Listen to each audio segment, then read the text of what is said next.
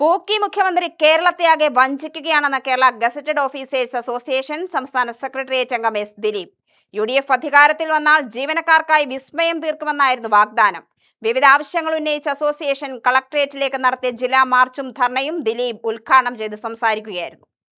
ഇടതുപക്ഷ സർക്കാർ തുടക്കം കുറിച്ച വികസന പദ്ധതികളെ അട്ടിമറിക്കാനും പൂർത്തിയായ പദ്ധതികളെ സ്വന്തം പേരിലാക്കാനുമുള്ള നുണപ്രചരണമാണ് സർക്കാരും സർക്കാർ അനുകൂലികളും നടത്തുന്നത്. LDF സർക്കാർ ആരംഭിച്ച ശമ്പള പരിഷ്കരണത്തെ നിർജീവമാക്കിയ സർക്കാർ പെൻഷൻ ഉറപ്പാക്കുന്ന അഷ്വേഡ് പെൻഷൻ പദ്ധതിയെയും അട്ടിമറിച്ചു. സിവിൽ സർവീസിൽ ഇന്ന് ആകെ നടക്കുന്നത് രാഷ്ട്രീയ പകപോക്കലിന്റെ സ്ഥലം മാറ്റമാണ്. അന്യായമായ സ്ഥലമാറ്റത്തിലൂടെ ജീവനെടുക്കുന്ന സർക്കാരായി UDF സർക്കാർ മാറി. അന്യായമായ സ്ഥലമാറ്റത്തിനെതിരെയും അവകാശങ്ങൾ കവർന്നെടുക്കുന്നതിനെതിരെയും നിരന്തരം സമരത്തിലിറങ്ങേണ്ട ഗതികേടാണ് ജീവനക്കാർക്കുള്ളത്. സിവിൽ സർവീസിനെ തകർക്കുകയും സേവന മേഖലകൾ സ്വകാര്യവൽക്കരിക്കുകയും ചെയ്യുന്ന കേന്ദ്ര സർക്കാർ നയം തന്നെയാണ് കേരളത്തിലും നടപ്പിലാക്കുന്നതെന്ന് അദ്ദേഹം കുറ്റപ്പെടുത്തി. സമരചരിത്ര പാരമ്പര്യമുള്ള ജീവനക്കാരോട് സർക്കാരിന്റെ വെല്ലുവിളി വേണ്ടെന്നും ദിലീപ് പറഞ്ഞു.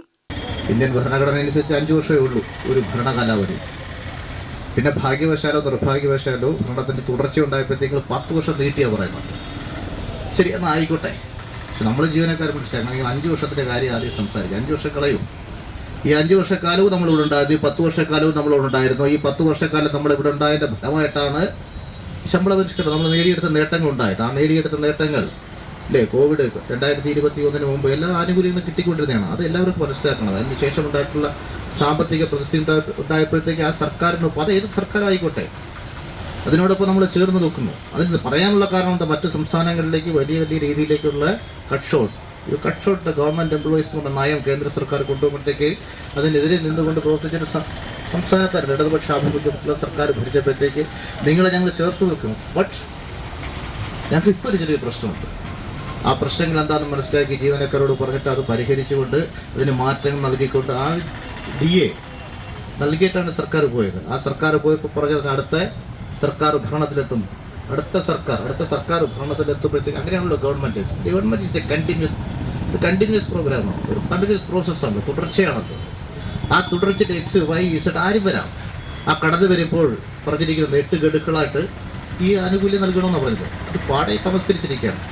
2016 വരുമ്പോഴും അങ്ങനെ തന്നെയായിരുന്നല്ലോ.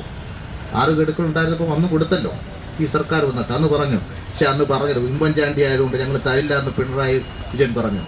ഇത് പിണറായി, ഉമ്മൻചാണ്ടി, VD സതീശൻ, കരുണാകരൻ എന്ന കണക്കിലല്ല, ഒരു സർക്കാരാണ്. ആ സർക്കാരിന്റെ നയങ്ങൾ, ആ നയങ്ങളുടെ ഭാഗമായിട്ട് വരുന്നത്. അതാണ് പറഞ്ഞത്, നയങ്ങൾ മാറുകയാണ്. ജില്ലാ പ്രസിഡന്റ് ഡോക്ടർ ട്വിങ്കിൾ സുരേൻ അധ്യക്ഷത വഹിച്ചു. ജില്ലാ secretary R Sajan, K Mahesh, A Ullas എന്നിവർ സംസാരിച്ചു. UTV news, Palakkad.